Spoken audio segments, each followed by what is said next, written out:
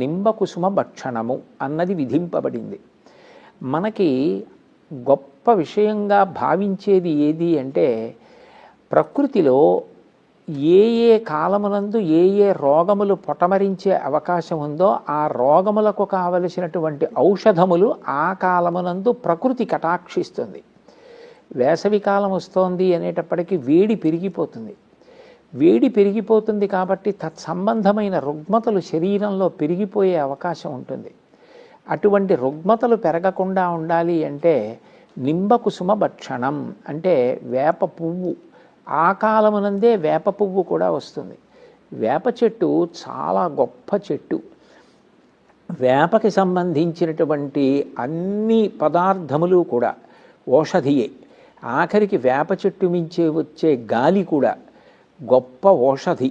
ఆ గాలిని పీల్చడం కోసమని చాలామంది ఇంటి ముందు వేప చెట్లు వేసుకుంటూ ఉంటారు.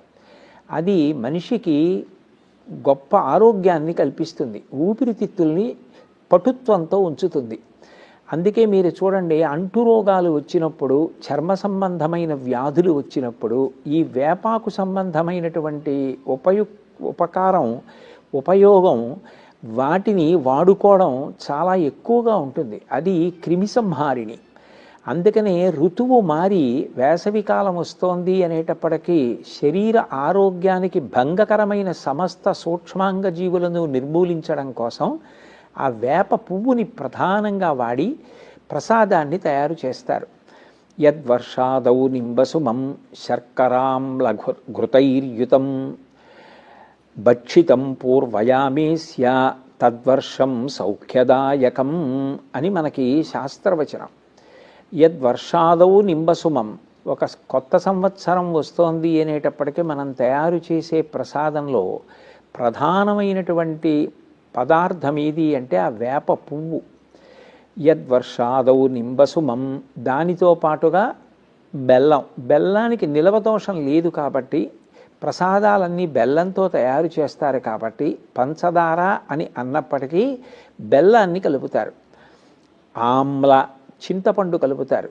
చింతపండు ఆకలిని బాగా పెంచుతుంది అని, అది కూడా సూక్ష్మాంగ జీవులను నశింపచేస్తుంది అని. అందుకే ఈ తెలుగు మాట్లాడేటటువంటి వారు ఎక్కువ ఉన్న ప్రదేశాల్లోనూ దక్షిణ భారతదేశంలో పులిహోర అనబడే పదార్థం భగవంతుడికి నివేదన చేయడానికి, ప్రసాదంగా తీసుకోవడానికి అంత ప్రధానమైన పదార్థంగా నిర్ణయింపబడింది. అందులో చింతపండు పులుసు ఎక్కువ వాడతారు కాబట్టి ఆ ఆమ్ల ఘృతైర్యుతం, ఆవు నీతిని కలుపుతారు.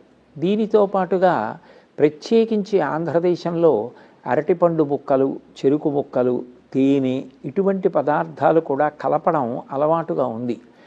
ఈ శర్కరాంల ఘృతైర్యుతం భక్షితం పూర్వయామేస్య, దీనిని భగవంతుడికి నివేదన చేస్తారు. ఏదైనా భగవంతుడికి నివేదన చేసి తిన్నదేదో అది ప్రసాదము అని మనం విశ్వసిస్తాం. అటువంటి ప్రసాదం ఈశ్వరానుగ్రహం కలిసి ఉంది కాబట్టి మనకి అన్ని విధాల అభ్యున్నతిని కల్పిస్తుంది అని మన వారి విశ్వాసం. ఒక్కొక్క పదార్థాన్ని వాడడం ఒక్కొక్క కాలమునందు చేస్తారు. అవి అంతకుముందు ప్రకృతిలో లభ్యమైన ఒక కాలపరిమితిని దాటిన తరువాత దాన్ని వాడకంలోకి తీసుకొస్తారు. ఆ పదార్థానికి పురిటి కాలం పూర్తయింది అంటుంటారు మన పెద్దవాళ్ళు. ఈ చింతపండు వాడడం కానీ, అట్లాగే ఈ వేప పువ్వు అప్పుడు బాగా పుష్పించి ఉంటుంది, వాటిని కలిపి స్వీకరిస్తారు. కారణం ఏమిటంటే దేవీ భాగవతంలో వ్యాస భగవానుడు ఒక మాట చెప్పాడు. ద్వావృతూయమదంస్ట్రాఖ్యే నూనం సర్వజనీషు వై. 2 ఋతువులు ఉన్నాయే, అవి యమధర్మరాజు గారి యొక్క 2 దంస్ట్రాలు.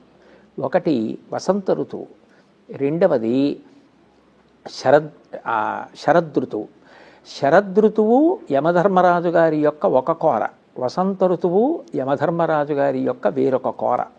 ఈ సమయంలో ఒక్కొక్క కోర బయటికి వస్తుంది అని అంటే నూనం సర్వజనీషు వై, అన్ని అంటువ్యాధులు ప్రబలుతాయి, అన్ని ప్రమాదాలు జరుగుతాయి, అంతగా అనారోగ్యం పెరిగే అవకాశం ఉంటుంది, అంతమంది మరణించే అవకాశం ఉంటుంది. దీన్ని పోగొట్టుకోవడం కోసం ఏం చేస్తారు అంటే ప్రకృతిలోనే మనకి ఇటువంటి పదార్థాలు కూడా లభ్యమయ్యేటట్టుగా భగవంతుడు వ్యవస్థ చేశాడు. వీటిని కలుపుతారు. కలిపి భగవంతుడికి నివేదన చేసి ప్రసాదంగా స్వీకరిస్తారు. స్వీకరించిన కారణం చేత మనిషికి గొప్ప రోగనిరోధక శక్తి ఏర్పడుతుంది. మామిడికాయ ఉందనుకోండి, మామిడికాయ గొప్ప ఓషధీతత్వాన్ని కలిగి ఉంటుంది. అందుకే దాని ముక్కలు కోసి సూర్యరశ్మి తగిలేటట్టుగా ఉంచితే ఒరుగులు అంటూ ఉంటారు. ఒరుగులు అంటే ఒక ఏడాది పాటు నిలవగుండగలిగినటువంటి మామిడి ముక్క. దాన్ని ఎందుకు ఏడాది పాటు ఉంచుకుంటారు, ఊరుగాయ అంటూ ఉంటారు అంటే అది గొప్ప ఓషధీతత్వంతో ఉంటుంది. ఈ ఉగాది వచ్చేటప్పటికీ మామిడికాయ వగరుతో చిన్న చిన్న కాయలు ప్రారంభమవుతాయి. అందుకే మామిడి ముక్క కూడా కలుపుకొని తిని వడదెబ్బ తగలకుండా శరీరానికి కావలసినటువంటి రోగనిరోధక శక్తిని తట్టుకోగలిగిన పటుత్వాన్ని ప్రకృతిలో లభించే పదార్థాల ద్వారా పెంచుకునే ప్రయత్నం చెయ్యడం సనాతన ధర్మంలో వ్యక్తుల యొక్క జీవిత విశేషంలోనే అంతర్లీనమైనటువంటి ఒక గొప్ప ప్రక్రియ. అందుకని ఈ పదార్థాలన్నీ కలిపి ఈశ్వరుడికి నివేదన చేసి ప్రసాదంగా తీసుకుంటారు. పైగా ఇవి కలిపినప్పుడు నిజానికి తినడానికి అంత రుచికరంగా ఏం ఉండదు. తినడానికి రుచికరంగా ఉండకపోయినా దాన్ని ప్రసాదంగా తీసుకుని తీరుతారు. దాని అర్థం ఏమిటంటే సంవత్సర ప్రారంభంలో మనిషికి ఉండవలసిన గొప్ప పూనిక ఏది అంటే నేను కష్టపడాలన్న తత్వం ఉండాలి. కష్టపడడం అంత మధురంగా ఉండదు. ఏ కష్టమూ పడద్దు, హాయిగా కూర్చో, రోజులు ఇడిపోతాయి. తిని కూర్చోమంటే, భోగం అనుభవించమంటే సంతోషంగా ఉంటుంది. కాదు, కష్టపడమన్నాం అనుకోండి బాధగా ఉంటుంది. నిజానికి అత్యంత సువాసన కలిగిన పదార్థాలు రెండే అని చెప్తారు పెద్దలు. ఒకటి, కష్టపడితే ఒంటికి చెమట పడితే ఆ చెమట వాసన గొప్పది. ఎందుకనంటే ఆ చెమటలోంచే సంపదంతా వస్తోంది. చెమటని మించిన సువాసన లేదు. అంటే దాని అర్థం అంత గొప్పది చెమట పట్టడం. రెండవది, మనం ఏ దేశంలో పుట్టామో ఆ దేశం యొక్క మట్టి వాసన.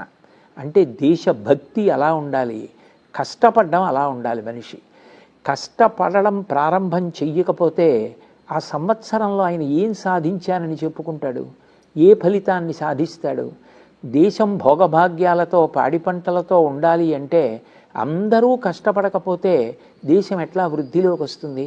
అందుకని కష్టపడడం మొదలుపెట్టు. కష్టపడడం కష్టంగానే ఉంటుంది, చేదుగానే ఉంటుంది. అందుకని ఆ ప్రసాదం తినిపిస్తాడు. కష్టపడడానికి ముందు శరీరం ఉండాలి. అందుకని శరీరం నిలబడడానికి కావలసినది పెడతారు.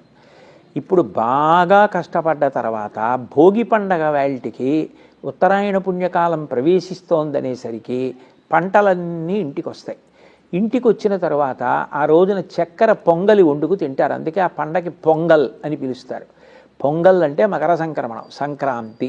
సంక్రాంతి ఎప్పుడు వస్తుంది? భోగి పండగ మరునాడు వస్తుంది. భోగి పండగకి తిథి లేదు. దక్షిణాయనం పూర్తయిపోయి ఉత్తరాయణం మొదలయ్యేదే ఈ భోగి పండగ. అంటే దక్షిణాయనానికి చిట్ట చివరి తిథి. దక్షిణాయనం అంతా ఉపాసన కాలం. నువ్వు బాగా కష్టపడాలి. ప్రాణాయామం చేయాలి, తెల్లవారుజామున లేవాలి, స్నానం చేయాలి, మనసును నిలబెట్టాలి, భగవంతుని ఎందే దృష్టి పెట్టాలి, ధార్మికమైన జీవితాన్ని గడపాలి, కష్టపడాలి. ఇవన్నీ నేను చేస్తానని ప్రతిజ్ఞ చెయ్యడమే ఉగాది పచ్చడిని తినడం. ఎవరు కష్టపడ్డాడో వాడు భోగం అనుభవిస్తాడు. అది భోగి. అందుకని చేదు తిని ప్రారంభం చేసి చక్కెర పొంగలి మధుర పదార్థాన్ని తినడం దగ్గర పూర్తవుతోంది. అంటే మనిషి జీవితం ఎలా ఉండాలి అంటే బాగా కష్టపడగలగాలి. ఆ కష్టపడి తాను సంతృప్తి పొంది మధుర పదార్థం తినాలి. ఆ జీవితం సుసంపన్నం. ఆ జీవితం అందరికీ ఆదర్శప్రాయం.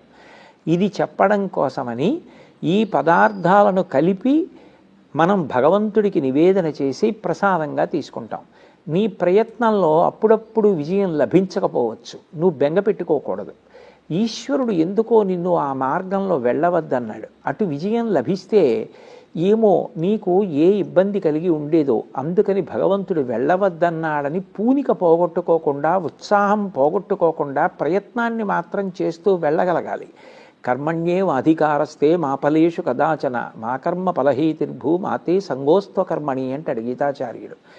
మనం కర్మ చెయ్యాలి, కర్మ ఫలితాన్ని ఆశించకూడదు.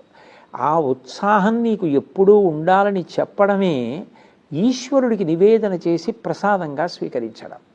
ఇంత గొప్ప విషయాన్ని, కాలంలో మనం పడవలసినటువంటి కష్టాన్ని, మనకు ఉండవలసిన పూనికని కలిపి చెప్పడానికి ఈ ఉగాది పచ్చడి తినడము అనే విషయం వచ్చింది. అందులోనే ఆరోగ్యం నిలబడడం ఉంది, అందులోనే ప్రతిజ్ఞ ఉంది, అందులోనే కష్టపడడం ఉంది. ఇన్నిటిని కలిపి తీసుకొచ్చారు.